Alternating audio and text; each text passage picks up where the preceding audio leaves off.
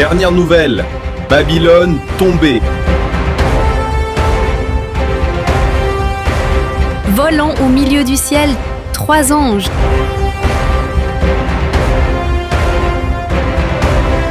Les signes de la fin du monde.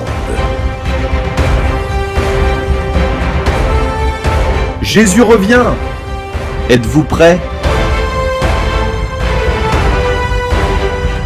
L'évangéliste Daniel Lassonnier présente « Préparez-vous ».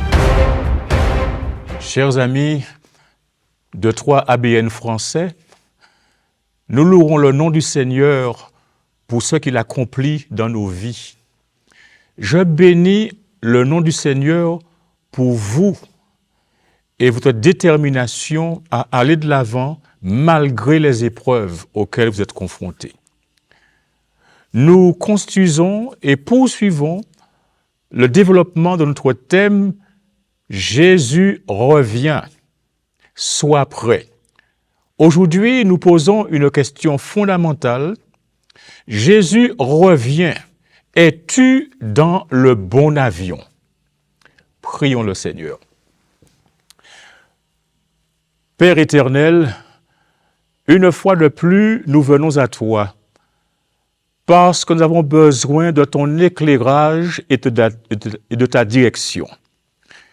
Nous avons besoin, Père, que tu enlèves le voile qui est sur nos yeux pour que nous voyions clairement si ici et là, il y a de la difficulté, il y a des luttes par rapport à tout ce qui est présenté de ta parole.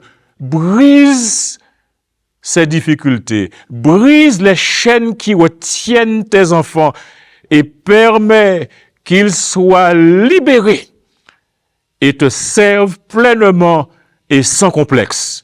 Ô Père éternel, je te prie pour que je sois effacé et que Jésus-Christ soit vu, entendu, que l'Esprit soit l'instructeur principal de ce moment et que toute la gloire te revienne maintenant et à jamais, au nom de Jésus. Amen. Il devait se poser dans la capitale nigérienne, Abuja, mais l'Airbus A320 de la compagnie United Nigeria Airlines s'est finalement posé à Asaba, à 372 km de sa destination. C'est un peu comme si, partant de Paris en avion, vous atterrissiez à Toulouse au lieu de Lyon. Cette mésaventure, c'est ce qu'ont connu les passagers de ce vol. Le 26 novembre 2023, l'Airbus A320 de la compagnie décolle de Lagos, à l'ouest du Nigeria, pour se rendre à Abuja, la capitale du centre du pays. Mais une fois l'atterrissage terminé, les premiers passagers qui passent la porte de l'appareil s'agitent parce qu'ils n'étaient pas à la bonne destination. Dans la causerie précédente, nous avons dit que Jésus a son Église et que les portes du séjour des morts ne prévaudront point contre elle.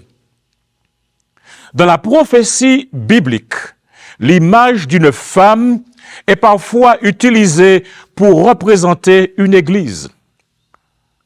Ainsi, dans le livre de l'Apocalypse, la véritable église et la fausse église, symbolisées par 2 femmes, sont présentées.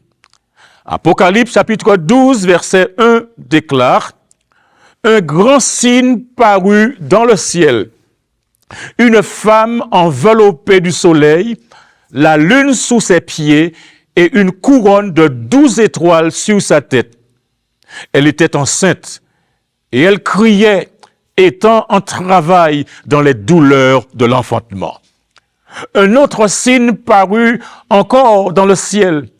Et voici, c'était un grand dragon rouge ayant 7 têtes et 10 cornes, et sur ses têtes, 7 diadèmes. Sa queue entraînait le tiers des étoiles du ciel et les jetait sur la terre. Le dragon se tint devant la femme qui allait enfanter afin de dévorer son enfant lorsqu'elle aurait enfanté. Elle enfanta un fils qui doit paître toutes les nations avec une verge de fer, et son enfant fut enlevé vers Dieu et vers son trône.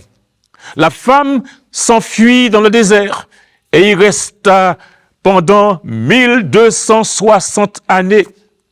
Et la femme s'enfuit dans le désert où elle avait un lieu préparé par Dieu afin qu'elle y fût nourrie pendant 1260 jours. Apocalypse, chapitre 12, verset 13 déclare: « Quand le dragon vit qu'il avait été précipité sur la terre, il poursuivit la femme qui avait enfanté l'enfant mâle. À cause du fait que cette femme symbolise la véritable Église de Dieu, elle est persécutée par le dragon qui est le diable. » Nous lisons dans Apocalypse 12, verset 17, « Et le dragon fut irrité contre la femme, et il s'en alla faire la guerre au reste de sa postérité, à ceux qui gardent les commandements de Dieu et qui ont le témoignage de Jésus. » Maintenant, Apocalypse chapitre 21, le verset 9 déclare ce qui suit. Apocalypse 21, verset 9, et je lis. « Puis un des 7 anges qui tenait les 7 coupes remplies des 7 derniers fléaux vint, et il m'adressa la parole en disant, « Viens, je te montrerai l'épouse, la femme de l'agneau. » L'Apocalypse chapitre 14, verset 4, dit que ce sont ceux qui ne sont pas souillés avec des femmes, car ils sont vierges, ils suivent l'agneau partout où il va. Ils ont été rachetés d'entre les hommes comme les prémices pour Dieu et pour l'agneau.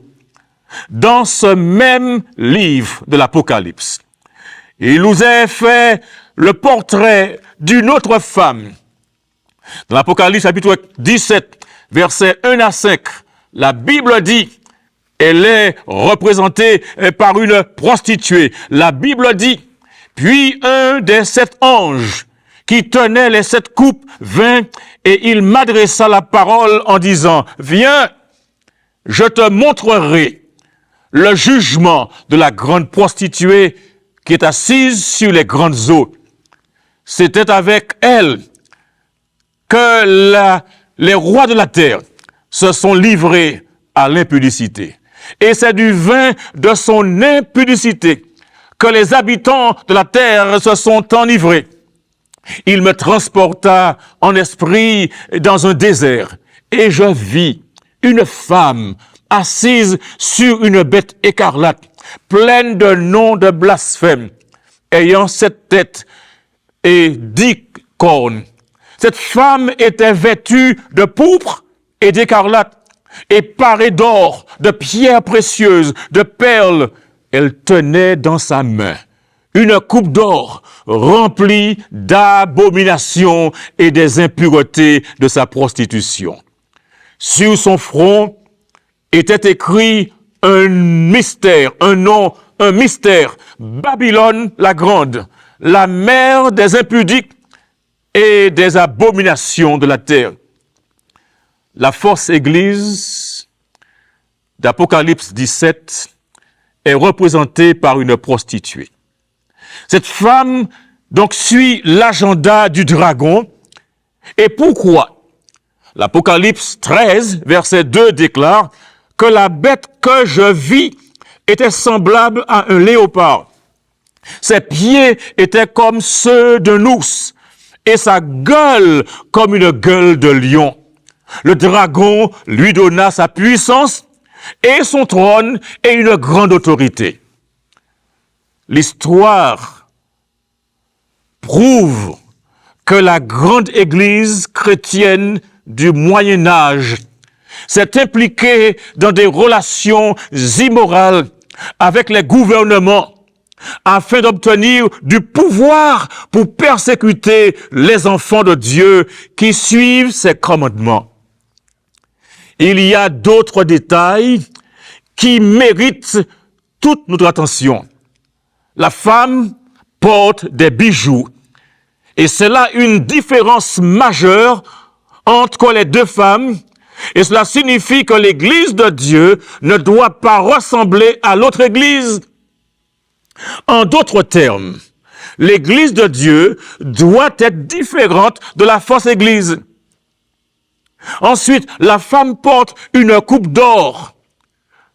Comprenez bien qu'une coupe d'or est utilisée pour le service de la communion dans les principales églises des nations. Et l'Apocalypse a dit que cette coupe, cette femme est la mère des impudiques.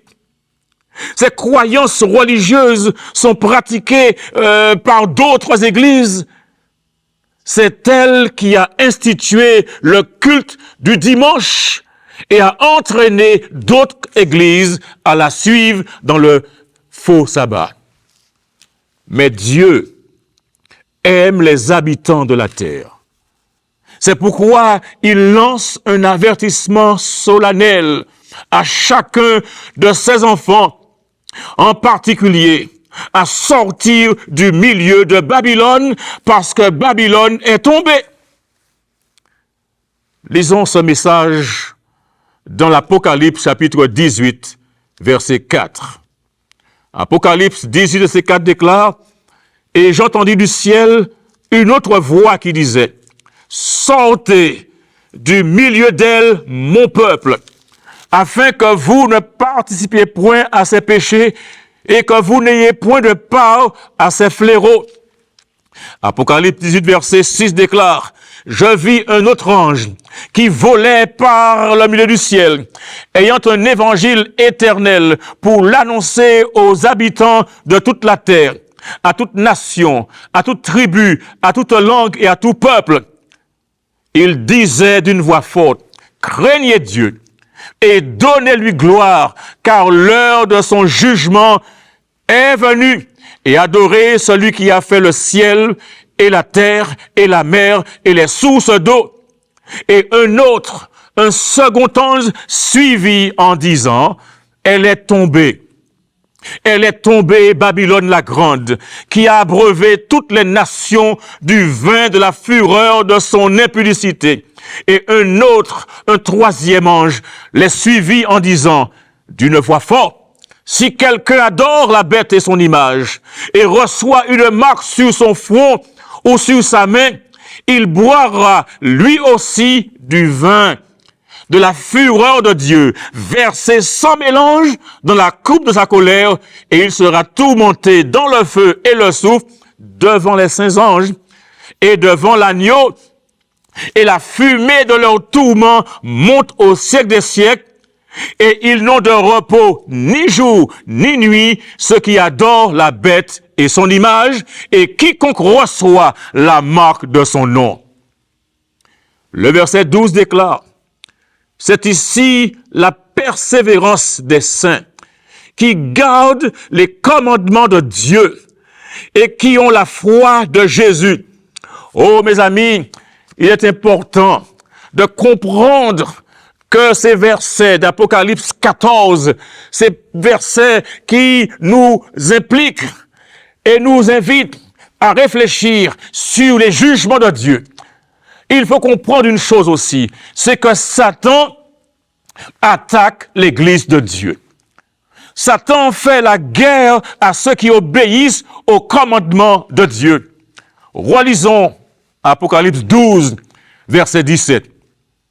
Apocalypse 12, verset 17 déclare, « Et le dragon fut irrité contre la femme, et il s'en alla faire la guerre au reste de sa postérité, à ceux qui gardent les commandements de Dieu et qui ont le témoignage de Jésus. Et le verset 10 déclare, « Et je tombais à ses pieds pour l'adorer. Mais il me dit, garde-toi de le faire. Je suis ton compagnon de service et celui de tes frères qui ont le témoignage de Jésus. Adore Dieu. » Car le témoignage de Jésus est l'esprit de la prophétie. Le témoignage de Jésus est ce que Jésus a fait, ce que Jésus a enseigné. En d'autres termes, tout ce qui s'applique au récit de la vie de Jésus et aux différents documents ou évangiles qui renferment son vécu.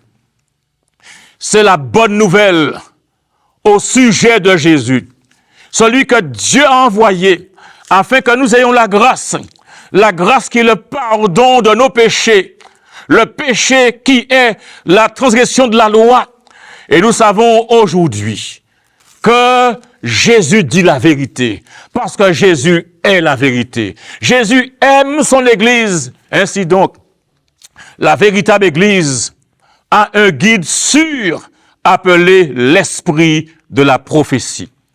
Et ceci inclut aussi la manifestation prophétique dans les derniers temps où le prophète Joël dit « Dieu répandrait de son esprit sur toute chair, que vos jeunes gens et vos jeunes filles auront des visions. » Lorsque nous allons dans Matthieu 24, verset 14, nous découvrons que Jésus déclare que cette bonne nouvelle du royaume sera prêchée dans le monde entier pour servir de témoignage à toutes les nations.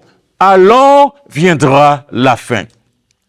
Et quand cette bonne nouvelle est proclamée, le vrai chrétien obéit à Christ.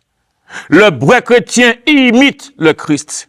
Il va là où le Saint-Esprit le conduit. Il se soumet à ses conseils. Il cherche à se laisser diriger par Jésus-Christ. Ce message, mes amis, est spécialement pour tous ceux qui n'ont pas encore rejoint la véritable Église du Christ, tous ceux qui aiment le Christ et qui gardent ses commandements. En effet, il y a d'autres personnes qui doivent faire partie de cette Église des rachetés de Jésus. Le Christ lui-même dit dans Jean chapitre 10, verset 16, « J'ai encore d'autres brebis qui ne sont pas de cette bergerie. » Jésus dit, « Celles-là, il faut que je les amène. Elles entendront ma voix. Et il y aura un seul troupeau, un seul berger. » Alors ma question pour toi est la suivante. Es-tu à bord? Es-tu dans le bon avion? Es-tu à bord? Es-tu sur le bon vol? Ma question pour toi est importante parce que il est fondamental de saisir ce que Jésus veut montrer. Et ça me fait réfléchir parce qu'une fois, je me suis trouvé dans un avion qui n'était pas le bon. J'étais assis à ma place avec ma carte qui indiquait le numéro quand soudain quelqu'un vint et me dit « Monsieur, vous êtes à ma place ». Je ne comprenais pas parce que ma carte d'embarquement avait le bon numéro, avait la bonne place, mais je n'étais pas dans le bon avion.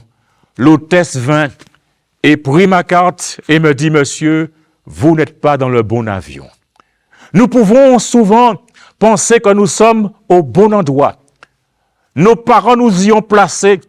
Et pendant longtemps, toute la culture, toute l'histoire, tout cela indiquait que nous sommes, pensons-nous, au bon endroit. Mais aujourd'hui, l'Esprit de Dieu nous parle, la parole de Dieu nous est révélée et nous découvrons que nous ne sommes pas au bon endroit, mais parce que nous aimons Jésus-Christ. Parce que nous voulons être avec lui, parce que les signes des temps se réalisent et nous voyons que la fin du monde arrive, que l'événement annoncé va bientôt se produire et ne voulons pas rester à la mauvaise place. Nous entendons la voix de Jésus qui nous parle, parce que Jésus dit, j'ai d'autres brebis qui ne sont pas encore de cette bergerie, l'église de Dieu, qui garde ses commandements, qui a le témoin de Jésus, l'église de Dieu qui obéit et suit Jésus partout. Si aujourd'hui, vous réalisez que pendant des années, vous vous êtes trompé, des années, vous avez marché pensant être à Jésus-Christ, mais aujourd'hui, le Seigneur vous parle, il vous dit, monsieur, madame, jeune homme, jeunes gens, venez là où je suis. Jésus appelle ses brebis. Il les appelle à sortir de la confusion. Il les appelle à venir à lui aujourd'hui. L'invitation vous est adressée. Ne restez pas à l'extérieur de la bergerie. Jésus t'appelle, monsieur. Il t'appelle à y entrer, madame. Jésus est allé jusqu'au calvaire pour te sauver, pour que tu puisses remporter la victoire sur la peur, sur la timidité, sur la peur de la foule, pour que tu prennes position pour lui et ainsi avoir la vie éternelle, pour que tu deviennes membre de la véritable Église qu'il revient chercher très bientôt.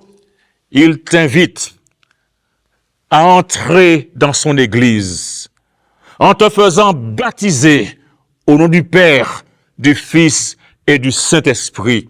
Son Église qui obéit à tous ses commandements. Son Église qui rend témoignage et qui est guidée par l'esprit de prophétie. Alors n'hésite pas, cher ami, suis Jésus ton Sauveur, suis Jésus ton Seigneur. Jésus revient, sois baptisé. Jésus revient, sois lavé de tes péchés. Jésus revient, prends la décision de le suivre jusqu'au bout. Ne regarde pas en arrière. Non pas pour exemple les autres, mais suis l'exemple suprême qui est Jésus-Christ. Sois baptisé. Donne ton cœur à Jésus. Deviens un membre de l'Église du Seigneur qui obéit à ses commandements et qui possède le témoignage de Jésus. Reste accroché à Jésus, quoi qu'il arrive, quoi qu'il advienne. Ne tergiverse pas. Tu ne regretteras jamais parce que la vérité, c'est Jésus. C'est Jésus qui te sauve. Et si tu te mets avec Jésus, te soumets à Jésus, obéis à sa parole et laisse l'Esprit te guider, assurément, tu seras sauvé. Assurément, tu connaîtras le bonheur. Assurément, il te préparera pour que tu puisses dire, voici mon Dieu, en qui j'ai mis toute ma confiance. Voici le Sauveur qui revient, le Seigneur qui établit son royaume de paix, de gloire, de justice et d'amour. Je veux faire partie de ce groupe. Alors, je donne mon cœur à Jésus. Voudrais-tu, toi aussi, donner ton cœur à Jésus pour qu'il prenne toute la place? Si tu le veux, alors je t'invite à te joindre à moi dans cette prière. Père éternel, tes enfants ont entendu ta parole ce soir. Ils ont entendu la vérité. Ils ont compris que tu as une église qui garde tes commandements, une église qui a le témoignage de Jésus, une église qui a l'esprit de la prophétie, une église qui ne fait pas de compromission avec le diable, une église qui ne suit pas l'agenda du diable. Et parce que cette église est ton église, le diable est furieux. Le diable attaque. Et c'est là un signe qui montre clairement que le diable dirige l'Église hors des commandements de Dieu. Dirige l'Église hors de la voie du Seigneur. Et c'est pourquoi il l'attaque, il fait la guerre au sein. Ô Père éternel, souviens-toi de tes enfants. Ouvre les yeux des enfants et qu'ils comprennent qu'aujourd'hui est le temps favorable. Demain, peut-être trop tard. Alors, brise les chaînes qui les retiennent pour qu'ils te suivent maintenant et qu'ils soient sauvés. Et qu'ils soient sauvés aujourd'hui et pour toujours au nom de Jésus. Amen.